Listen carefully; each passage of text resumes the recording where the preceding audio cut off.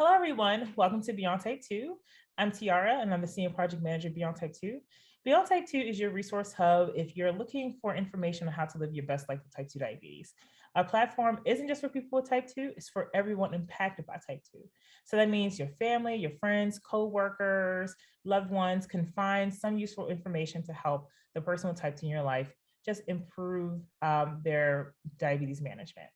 And today I'm here joined by a community member to discuss a very important topic that people talk about often in the type 2 community, which is starting insulin for the first time. And here I'm joined by Alex Charnin, who's going to discuss her perspective on what it was like to start insulin, her overall diagnosis journey, and how starting insulin has improved her diabetes management. Alex, thanks for joining me. Would you mind introducing yourself to our audience? Sure. I'm Alex Charnin, and I am an attorney and copywriter. I'm married to a symphony violinist, and we just got our first puppy. Yay, congratulations. Thank you. So let's just jump right into it. When were you diagnosed with type 2 diabetes, and what was your reaction to your diagnosis? I got diagnosed at 19 with pre-diabetes, and then kind of sent back off into the world to figure it out myself. It was terrifying because the first thing they said, which is a fallacy, is well, you'll go blind if you don't fix this soon, or you'll lose a foot. And my great grandfather had type 2, and he lost a toe. So that was very scary. It didn't do anything. I spent 3 weeks not eating carbohydrates, or trying not to eat carbohydrates, and feeling bad when I did, and taking metformin, and it just progressed from there. So it was scary, but it's never been scary enough. Yeah, I am so sorry that was the reaction like your doctor gave to you, which is like, hey, if you don't take care of it, you're going to go blind. I mean that's pretty scary, and especially for someone who just received like a life-changing diagnosis. So I'm sorry that you had to experience that. What were some of the first medications that you had to start? And I know you mentioned metformin. Was insulin immediately introduced, or how long did it take for you to get to that point? I was 19. I'm going to be 35, and I just got insulin like 2 months ago. I took metformin exclusively until I was for 7 years. And then I started running, and I was able to control my blood sugars with running and eating a little bit better. And then, so I got off it for, that was a long time, for 6 years. I don't know if I actually should have been off it the whole time, but I stayed off it because a lot of people can't get low blood sugars on insulin, on metformin. But I did a lot. It's supposed to protect you from low blood sugars, but I would consistently have like 50s or 60s. And it was really uncomfortable, so I took myself off. What types of education did you receive around low blood sugar from your doctor? Did you receive any? Nothing. I lived in Boston when I was between 23 and 30.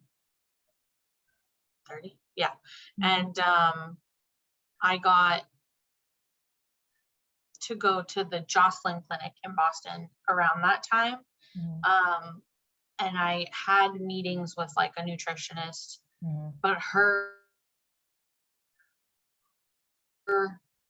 the line of information I was given was so different from what I'd grown up with. My parents were very into exercise and nutrition, and the nutritionist wanted me to have like 30 to 40 carbs at each meal, and then 15 carbs in between.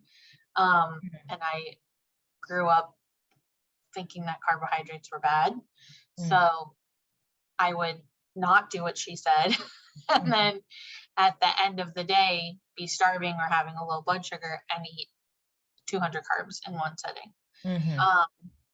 And it was just like a cycle, because then you produce more insulin and you feel hungrier and you want more carbs. So that was really, there was a lot of, I didn't get enough help the way that I needed help, but also I didn't listen very well. And it really wasn't until this past year in April 2021 where I finally started to dig deep and figure out what was going on and how to live like a diabetic. And so from basically the last, I guess, 14 years now, since you've been either pre-diabetes or type 2 diabetes, what were your sort of misconceptions or existing thoughts about medications, especially insulin and type 2 diabetes? What had you heard from other people? Did you have a community of type 2s that you could confide in over the last decade or so? No, not at all. The people that I knew that had type 2 were older in their, my grandfather has it. I have a lot of cousins with type 1. And now I know I have a lot of cousins with LADA, which I didn't know that they had LADA. And everybody really just, if you had type 1, you just went about your business and you took insulin. And if you had type 2, you ate salads, basically had an eating disorder. You talked about food a ton and why you couldn't have things. And even until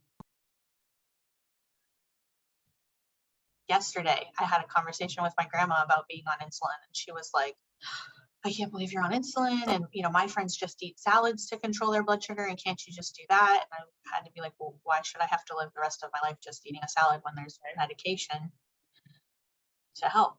And so, yeah, especially in my family bubble, we've all had a lot of education in the last few months on why it's okay to be on insulin, but my family was very much against it.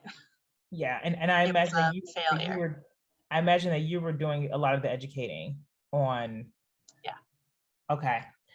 And so taking back to a few months ago when the possibility of starting insulin was becoming real, like who initiated that conversation? Is this something that you knew was going to be an eventual reality, or did your doctor, suggest it at an appointment?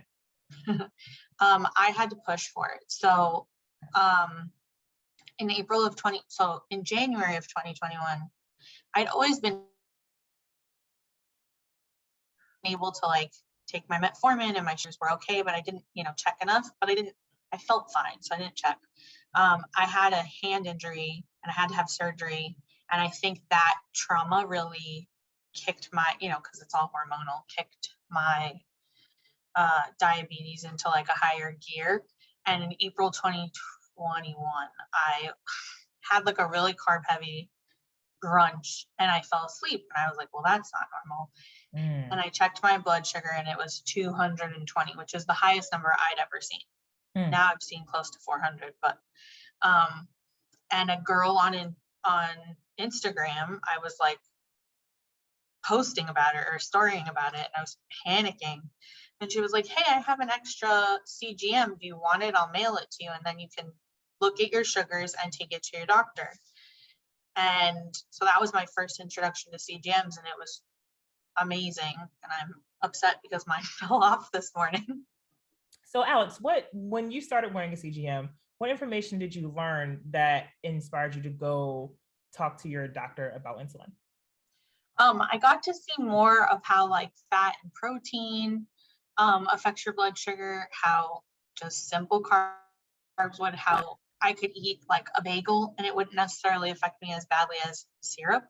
But I went to speak to a new endocrinologist that last summer, and I asked him about it, and he said no, because it'll make you gain weight. And then told me to just stick with metformin. And he gave me Tradjenta samples and Vasipa, which is a triglyceride medicine. And had concocted the schedule where if I was running, I didn't take the Tradjenta, but I would take the Vasipa, and then my blood sugars would be fine. but I still wasn't able to run in the morning, which, and I live in Florida, so it's kind of important. Yeah. Because I would wake up, my blood sugars would be like 180. Mhm.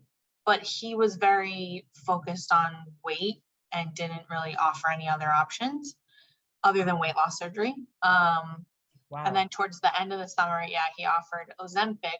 So I did take that for 4 months, and that was like the worst experience of my life. Oh, wow. It Was it a worked nausea? great. Oh yeah, it slows your digestion down completely. So it worked awesome on my sugars. Mhm. But I was really worried about not eating enough calories, Mhm. and hurting my metabolism when I got off of it. And so I would eat probably not as much as I normally did, but I would eat more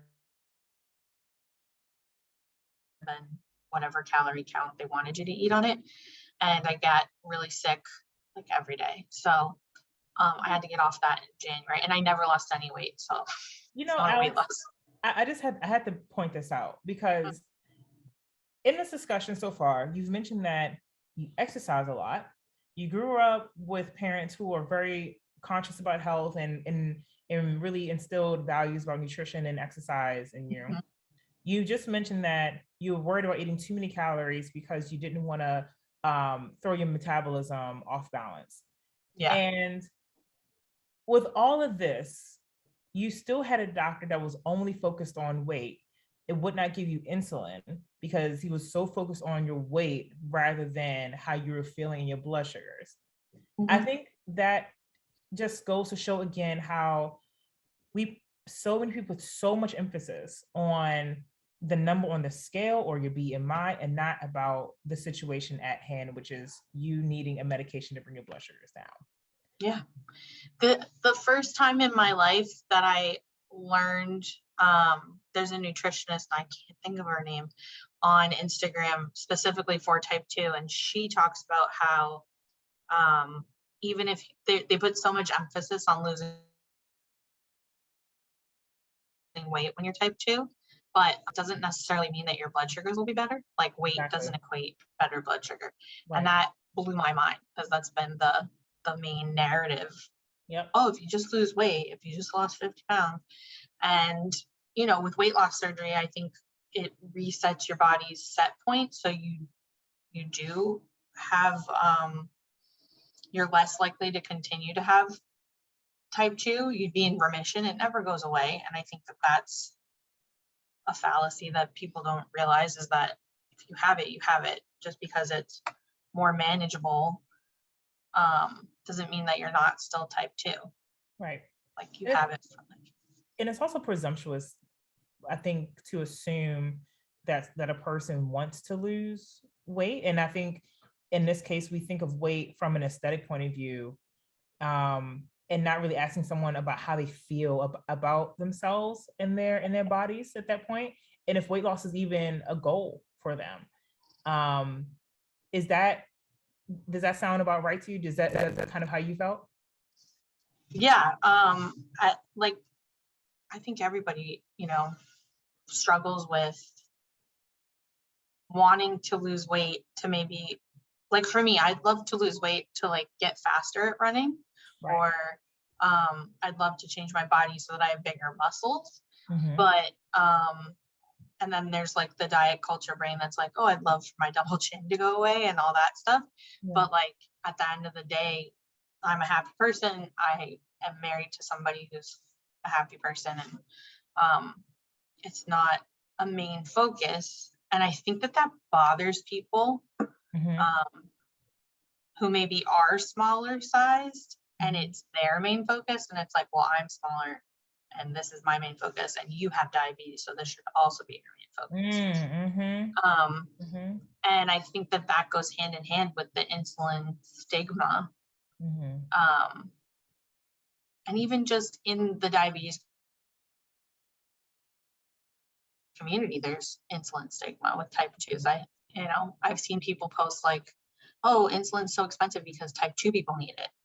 Like my pancreas doesn't work too, just doesn't work the You've same way yours heard doesn't work. you've heard people say insulin's so expensive because people with type 2 need it. Yeah. Wow. Or just, oh, you should just lose weight and then you won't need insulin. Oh, no. Oh, Yeah, that's not true. And there are tons of right. people who lose weight and maybe insulin needs go up because their body's incapable of being at that weight. And so their hormones are all crazy and they've forced it to be down there. Yeah. So I think there's a lot of stigma, and there's a lot of stigma in like people who have type 2 saying, oh, I got it from eating too much sugar. No, you didn't. Right. And even myself, when I got diagnosed, I had just gone away to college for 3 months and I had gained like 30 pounds in 3 months. I also got diagnosed with PCOS the same day. And the people around me made me feel like I got type 2 diabetes because I was finally in control of what I was eating after living at home for so long. And it took until 6 months ago to realize, hey, I didn't get diabetes from 3 months of emotional eating or being able to eat whatever I wanted to eat in my food hall. Right. But that was 15 years ago, 16 years ago, and it took that long. So there's a lot of, for me personally, I have a lot of like trauma to work through around diabetes and the stigma. And that's part of what I talk about a lot on my platform. And it's been helpful.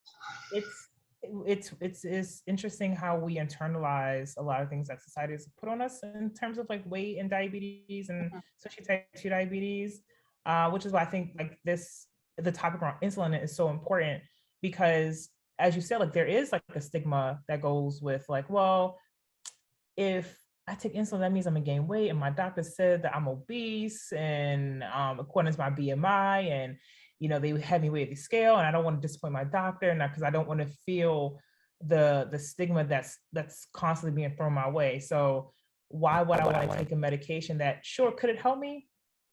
It may, but the number on the scale matters more. When in reality, like the number on the scale is going to change anyway. It can change from the morning to the evening. It can change depending on how much water you have. I mean, it fluctuates so often. But what's most important is that you're getting a tool that's going to help you reach whatever your A1C target is. And that's going to make you feel better. That's going to, so if you want to eat a high carb meal, you're not passing out and falling asleep right afterward because insulin is helping take care of that. So for you, walk me through when you were able to actually convince the doctor, like, hey, I need this. And what type of insulin were you initially put on? I fired that endocrinologist for other reasons. We had a fertility conversation when I got off Ozempic because we were trying to have a baby, and he was bothered that I got off Ozempic, and just wanted me to like suffer through the side effects, and then told me basically that if I had a baby, it was going to have special needs because I'm 35 and because I'm overweight, I wouldn't be able to have a baby. To which my response was, have you ever seen my 600-pound life? They have kids. And just because you're overweight doesn't mean that you have fertility issues. So I left his practice and I found another doctor who is wonderful. I cried in his office the first day because I went in with like my bullet points, my armor. I was ready to I wanted to be on long-lasting insulin because I have, can never remember how to pronounce it, but I have the Samoyed effect.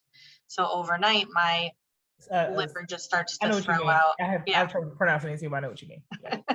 So overnight, my liver throws out glucose and I wake up with really high blood sugars. And then if I go to run, I feel like I can't eat anything beforehand because then my blood sugar goes up and then the run is terrible or I'm not allowed to run. So he was like, oh, how can I help you? And it was our first time meeting. And I said, well, I want to talk about insulin. And he was like, okay, which one do you want to be on? Let's go through it and we'll try it out. And immediately just said, sure, like no questions. And I started crying. He was like, why are you crying? And I was like, because you're the first person to say yes and not, well, why don't you eat more salads? Or maybe you shouldn't run, which is that prior doctor, I was training for a marathon and he told me I couldn't run anymore, and I believed him and I pulled out of the marathon, and I was so Wow. bummed. Oh man. Yeah, and I like completely stopped running, and I had a major depressive season because of it, because running is so fun for me. Right.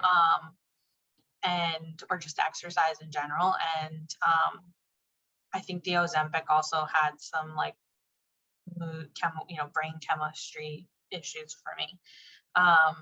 But this doctor was great, and so he put me on Tresiba Mm-hmm. overnight, and I've been on that since March 9th, and I love it. It's helped my overnight sugars so much. And then in April, I went back to check up about the Tresiba, and I was like, listen, can we talk about short acting insulin? Because I have a husband and sometimes we like pizza. And he was like, pizza's delicious. Of course you should be able to have pizza. Course. What kind of short? Like, just no, you're just because you have diabetic doesn't mean you have to fit into this little box. He was like, Right. we could try whatever you want. This is a hormone-based disease. I don't know what's going to work for you. We have to experiment. You shouldn't have to take medications that make you feel yucky. Because I was like, I physically cannot take any more metformin. It makes me sick. And he was like, well, let's go down on the metformin and up in the insulin. And, and there was no weight conversation. It wasn't, Right. well, you might gain weight. I've had that from other people who've heard me say, oh yeah, this is awesome. And I think I have gained a little weight, but like, oh well. You feel better, don't you? I can like live my life. Exactly. Yeah. Exactly. Like that's even just hearing like just the shift in your tone, Alex, from your former endocrinologist who told you to stop running, like who discouraged you from physical activity, but also at the same time is body shaming you and telling you to lose weight. That's one thing. Gosh, to go into a doctor who was like, yeah, we should experiment. Pizza is great. Sounds great. Yes, let's put you on something. Let's help you get to pizza and help you run and get your overnight sugars on track. The shift is incredible, but it is a shame that you had to go through that first experience with that first endocrinologist in the first place. Yeah, and it's been like a theme in my life with endocrinologists who are just not interested in helping. I got hospitalized in 2019 for a hypertensive crisis because of birth control, and they started to check me for hyperaldosteronism, which is like your adrenals pump out too much adrenaline, it raises your blood sugar, something like that. And the endocrinologist was really into treating, and we never talked about weight because they were clear that like my blood pressure is not from my weight. And the second the test came back inconclusive, she was like, okay, well, let's talk about how you can lose weight.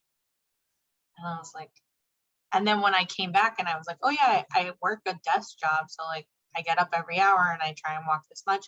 She was like, that's great for your heart, but how are you going to lose weight? That won't make you lose weight. I was like, well, we're talking about my heart, aren't you? Like, you're talking about your heart and also again, like the focus on your weight and your body. Like I don't know if you follow the health at every size movement at all, but I think about that because I think about like the cards that they have that say, please do not weigh me unless it is medically necessary. And the fact that they've established that, hey, you're here because of something that's not related to weight, but now that we're done testing, have you thought about losing weight? And it's just like, like, and it's the way that weight is brought up. It's brought up as if you don't already live in your own body, and as if you haven't had people bring this up to you before. And like, yeah, I've heard that before. I've lived here for 35 years in this body, and I was like a really small toddler, like really tiny. Yeah. And then at 6, I started gaining weight. And so it became a focal point for everybody in my life, forever. And anytime I lost weight, it was like, wow, you're amazing. But then like, and no if I had a child or a friend who told me they lost weight injecting themselves with human, like HCG, and B12 and eating 500 calories a day, I'd be like, are you okay? Not, wow, well, you look amazing. Right. So it's been an interesting journey. Yeah, I completely understand. I've gone through it. I still go through it. Every now and then when I go get like some sort of checkup, and being told that, you're obese, and I've been told that, and I have LADA, but I've had people mention to me that, over time, if I do X, Y, and Z, I may need less insulin, and that can help me with weight loss. And I'm like, I don't really care about my weight as much as y'all care about my weight, apparently. Yeah. So apparently you're way more concerned about it than I am. I just want to make sure my glucose numbers are great and that I don't feel the effects of high and low blood sugars day in and day out. That's all I care about. Yeah. And also being able to eat pizza just like you. Yeah. Which, like, I love pizza. Right? I love food. Like, we like cooking, and I want to be able to like participate. And I've spent so much of my life like doctoring foods, like making cauliflower a potato, and or cauliflower or rice, and like having to live in this weird world where I don't get to participate. And I'm Cuban, and I'm a Cuban Jew, and I can't go to family functions and like eat a salad. Like, I want my bagel and my schmear and my Nova, and I want to eat black beans and rice, and like not suffer after, and I shouldn't have to. And I think that that's the problem, is a lot of people look at type 2 and they're just like, oh, you're just overweight. And I think that's why LADA gets misdiagnosed as type 2 so often, because you're like in between. Yeah. I will tell you, I told my cousin who was type 1, and I was getting tested to see if I had LADA, and I was like, I just hope I have it. And she was like, why? That means that. And I was like, because people will take it more seriously. And she was like, that's really sad. Yeah. Like, I understand where you're coming from. You're absolutely right. You're absolutely right with that. I honestly did not feel like that my medical concerns, especially when it came to things like insulin, were not taken seriously until it was found that I didn't have type 2, that I had LADA. Yeah. Yeah. I definitely have type 2, but I am one of those people that needs insulin, and it's totally fine. Right. I mean, I still have my mother will never see this, so it's fine. But I still have, like, my parents were, bodybuilders. They don't have junk food in their house, right, or like candy or anything. And so I've gone home a few times since starting insulin, and my sister will be there with her baby, and my brother's there. And I'm like, oh, I'm having a low blood sugar. And my parents will be like, oh, do you want a glass of water? I'm like, do you have a juice or like M&M? I can't even have M&Ms because they don't work as fast. I'm like, do you have like, oh, do you want strawberries? I'm like, there's not enough sugar in it. So I have to come prepared, like bags of applesauces and juice boxes. Yeah. And my mom still sits there and goes, well, I don't understand why you can't just like wait it out, because my body still my body will start throwing out glucose, like my liver will. And I was like, well, why would I want to put it? Then it's throwing out cortisol at the same time. And then like, just let me have the 8 grams of sugar in the juice box. And I'll be fine. Oh, that is funny. I have a story to share. I'm gonna share after this. So I'm also glad you brought up the fact that you are Cuban and you're Jewish, because that cultural aspect is so important that people don't really ask about, especially when it comes around food. And I feel my heart breaks for people with diabetes, type 2 especially, who feel like you said, can't participate in certain things because they're told that they have to eat like salads to manage their blood sugars. And just hearing your experience, I hope someone listens to you and says, maybe I should push for, rapid acting insulin as well, so that way I can enjoy my rice and beans or a Cuban sandwich or anything, or literally anything else. Because I do feel like there are people who feel, well, actually, let me go back.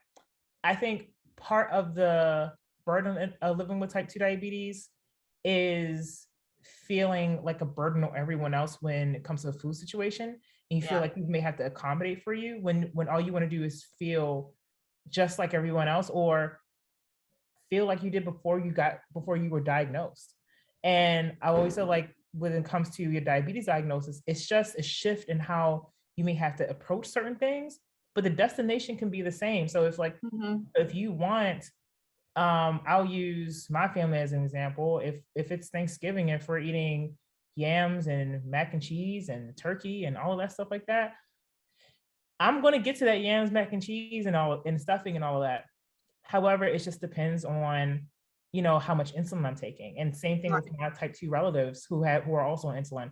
Had to tell them the same thing. You can have it. Let's just figure out your insulin needs. Yeah. So that way you can enjoy it without, going too high, or if you do go a little bit higher, we'll go for a walk. But other than that, the goal for you is to enjoy and be part of this family, part of this community, and not feel like you're left out. Yeah. Last night we had poke bowls that totally disappointed. But I ate all the rice because that was like the only edible thing. And then I was like, I want ice cream. Like, that was so disappointing. So we ordered ice creams and I took insulin for the rice. I didn't take it for the ice cream because I was like, I'm just going to see because there's so much fat. And I took my dog for a mile walk at like a good clip because she drags me, and came back and I didn't even need to take more insulin because it was fun. So it's all about like figuring out how to manage it and not miss out, I think, for me at least. Oh, and also like I'm still working through the hard time of when people say, oh, but you're diabetic, so I made this for you. And it's like low sugar, low fat, low happy. Yeah. And you're like, oh, okay. No, I'm good. I can eat the regular thing, but thank you. Yeah. You're like, hey, I actually don't need all of this. I'll just take the regular one is fine, guys. Like, just give me all the fat, give me all of it.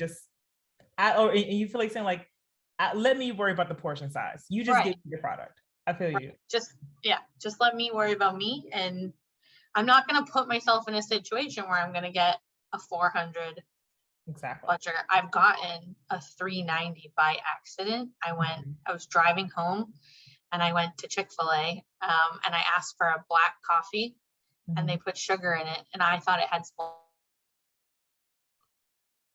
Splenda. So I asked for black coffee with Splenda. And like halfway into the run, the drive, I was driving like 4 hours. I was on the phone with my sister and I was like rambling and she was like, are you okay? It's like, I think my blood sugar might be high. And then my reader went off and I thank God was near a service station and pulled over. And I was like, it says I'm 300 and this is wrong. And then I checked my blood and I was 390. And I was like, oh my God, the coffee must have had real sugar in it. And so I called them and I was like, listen, guys, this is a lawsuit waiting to happen from your local attorney. Please don't, like, you got to make sure because like, I'm going to sit here now for 45 minutes and I didn't have rapid acting. So that was one of the things that I said to him, like, I just want, like, in case of emergency. And the funny thing is the days that I run, I don't really take it. I take the long lasting at night, but I haven't had it today at all. So it just depends on like what we're eating, which is nice. I don't have to take it like all the time. And also a structured way. But it's so good that you got that long acting insulin. Because that really long acting insulin really can be like a game changer for people with type 2 who are just like, I'm waking up really, really high lately. And I feel like even before I start my day, I'm really tired, I'm really sluggish, and it lasts all day long. And like, then they get long acting insulin and they take it at night. And then they wake up the next morning, they're like, oh, I have a little bit more energy today. And of course, mealtime insulin is an option too, like for the reasons that you said earlier. But Alex, I wanted to ask you, and this is basically like my last question for you. What are some like words of inspiration you have for people with type 2 who are nervous about starting insulin, those who are, and also those who want to start insulin, but are nervous of having these conversations with their doctor? What are some words of encouragement you have? Just do it, not to get you in trouble with Nike, but just ask, because if they say no, they're not the right doctor for you. And if they say yes, like, your life can change. And I think the best piece of advice is you can always get off it. So if you don't like it, if it's too hard to manage, if you're like, you know what, I don't want to be on insulin, you can get off it. You don't have to stay on this for the rest of your life, unless you're type 1 or LADA, and then you do. But if you're type 2. There's a caveat to that. So if you're type 2, and if you have to be on insulin, because there are people type 2 who have to be on insulin for the rest of their lives, that there's a way to still schedule it around your life. And that I think finding a doctor that's going to help you strategize and create a good regimen is going to be like the most important thing. Yeah, I think making sure that you have real care and people who actually want to help, rather than people who are just there to collect a copay and tell you not necessarily what you want to hear, but what they want to hear, and always giving you something to work on. You shouldn't have to spend your whole life trying to fix a disease that's going to be with you for your whole life. Like, there's fixes that they can give you, and they should. And if they don't, and you still want it, I would try and get a second opinion. Yes. And I would even add, like, to that, like, you should have a doctor that's willing to experiment with you, like your second, or like your latest endocrinologist is willing to do with you. So if you find that you want to start long acting insulin and you want to see how that goes, great. If you feel like you need mealtime insulin, but you may not need it for certain meals, or you're trying to figure out when is the best time to take it, you need a doctor that's going to be there to be willing to figure out a method that works best for you. And not necessarily just focus on the impact it's going to have on your weight, because your weight isn't the most important factor in this situation. It's your blood sugars, and we know that insulin helps you with managing your blood sugar. Yeah, and it's changed my life, so I hope that other people take a chance and let it change theirs. Great. Well, that wraps up this interview with you, Alex. This was just a great time talking to you. I feel inspired by your story, and I really hope there are people who are watching it who feel like, yeah, I should probably fire the endocrinologist that gets mad that I'm not happy with a certain medication, like you were with your GLP-1, and that they feel empowered to find someone who is like willing to just be like, okay, like, I have no idea what's going to work for you, but we can try. Let's see what happens. But also the fact that you advocated for yourself so well is something that we want all of our patients with type 2 or people with type 2 to be able to do for themselves. So thank you for joining me today to discuss this very important topic. Thank you for having me. I loved it. Of course. And we'll have you again, because I already know, I can tell. Well, everyone, thank you for watching this conversation. You can share this video, and we also have the written version below. Please share with all your friends and family members who are impacted by type 2 diabetes. If you have type 2 diabetes, and if you're looking for other people to connect with, please go to our website and go to community.beyondtype2.org to join our community group, where we have meetups, and there are a bunch of people talking about all aspects of diabetes care. And we'll talk to you next time with another important discussion. Bye. Let's see. Stop.